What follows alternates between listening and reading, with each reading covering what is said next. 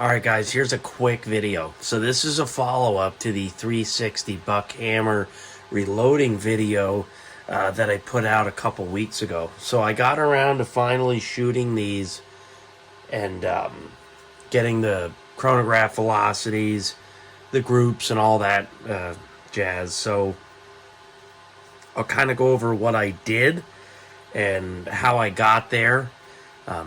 In the beginning of the video,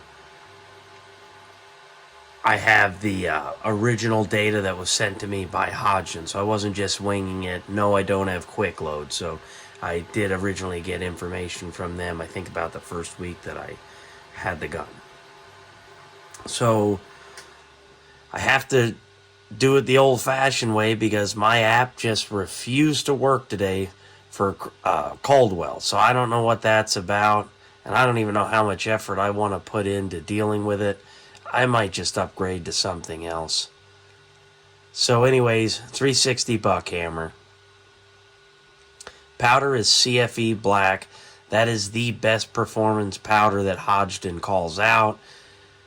Do keep in mind, different temperatures could yield slightly different velocities. Kind of is what it is. So just keep that in mind.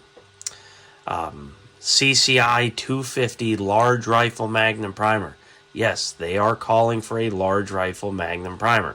I am sure a standard large rifle primer will most likely work, but they are in that kind of category of almost magnum pistol powders, just slightly outside of magnum pistol powders, and those can be a bugger to light. But I always think about the 450 Bushmaster, which uses just a small rifle primer, and I ended up having to go to a small rifle magnum primer, and still sometimes had issues igniting the powder, and I ended up having to just go a little bit up on my charge, a little over book, and everything's peachy. So overall length is 2.4 inches. I am using a Hornady 200 grain round nose. Yes, that's what's available. I do actually think that the core lock is a better bullet, but the Hornady round nose is fine. They will definitely expand a little bit more than the core locks. I really like the core lock bullets for hunting because they're a bonded bullet. So here's what I got. 34 grains down to 38 grains. I did half grain increments, 5 rounds per average here, and I just average these guys. They could be off 6 or 7 feet per second. I averaged them. That's what the app is for. Unfortunately, it wasn't working today.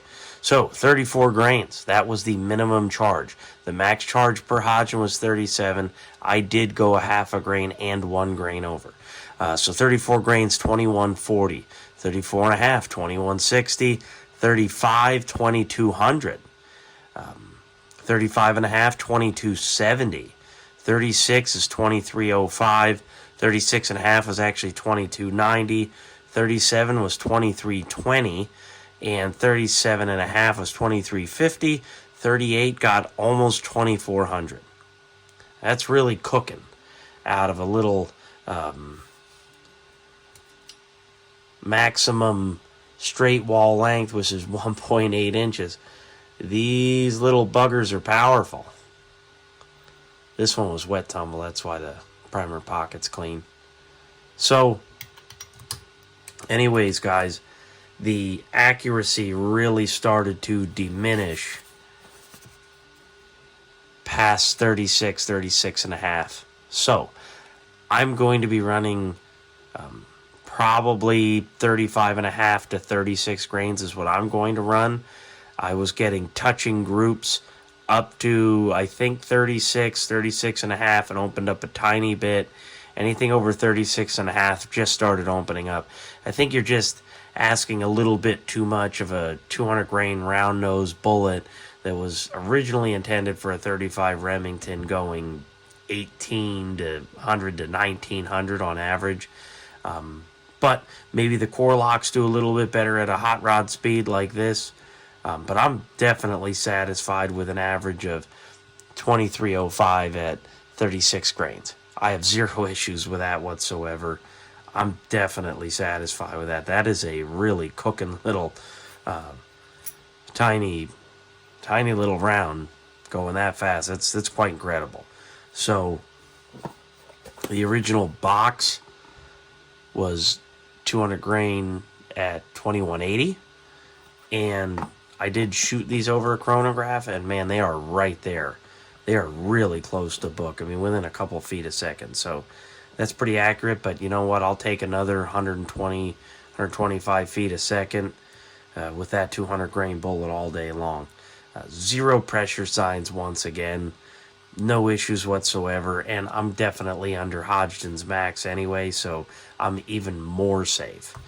But I generally speaking do in bottleneck cartridges find a lot of my best accuracy is a little bit around max or a little over. So anyways, guys, quick simple video. Wanted to do a follow-up, and figured everybody would appreciate it. I'm sure some guys haven't gotten to loading and, you know, developing a load for their 360 Buckhammer. I do believe this is what I'll be using this season if I go out rifle hunting. That or my trusty old Marlin 336 35 Rem. Either way, it'll be 35 caliber for me this year.